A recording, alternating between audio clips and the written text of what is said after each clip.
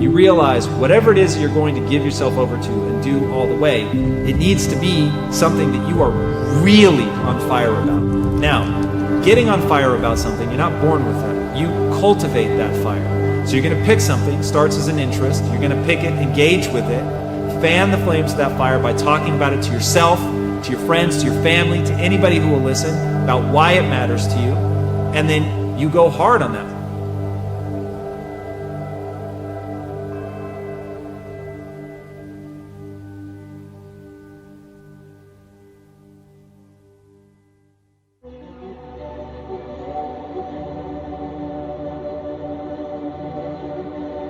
That is a constant, and it's something that you can't control, right? You just cannot control the things that are happening in the world around us, but you can always control what you're thinking and what you're doing in response to it. So all of my work centers inside this gap between what's happening in your life and in your work and what your reaction is to it, and how you can't control the things that are going on around you, but you can always control what your reaction is. And that gap there, that's about 5 seconds long. And you start to understand that you can change how you think, you can change your habits, you can change how you lead, you can pivot, you will become unstoppable.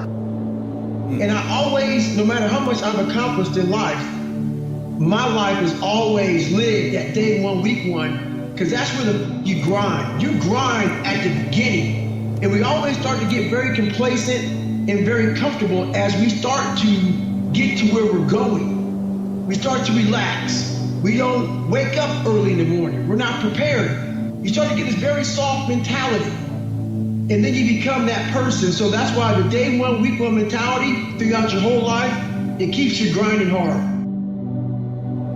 Emotion is a muscle. I mean, I think the most powerful muscles are the invisible force muscles. It's your spiritual emotional muscles. Like courage unused doesn't grow, it shrinks. So I pass on the line regularly so that it grows, and when it keeps growing, then pretty soon the stuff that used to make me crazy, it doesn't touch me. It's not that I'm so great, just I'm well trained. But the main reason I do it, even more than that, you know how people negotiate, well, maybe we'll do it tomorrow, I'm gonna do this, or oh, let me wait 2 more minutes till I'm ready. There's none of that with me. For decades I go, I say, we do. I'm not here to discuss with my mind. There's mind, and then there's soul and spirit. And soul and spirit, my soul knows. And when I say jump, you jump. I'm not here to have a discussion with you. I want to say this is doable. It is hard.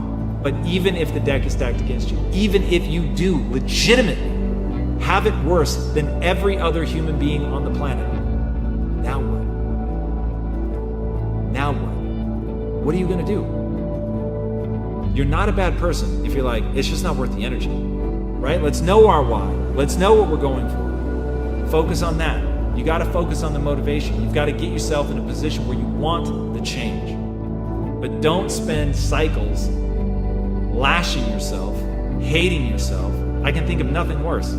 Put time and energy into it. They're choices. No matter how hard something is, you've got a choice. And so I always come back to that one simple phrase, now what? And so what I want you to understand is that if you look back on your life, you have had moments where you have felt passion. Your purpose on earth is to figure out how to align your life so that you feel more energized and excited by it. That's it.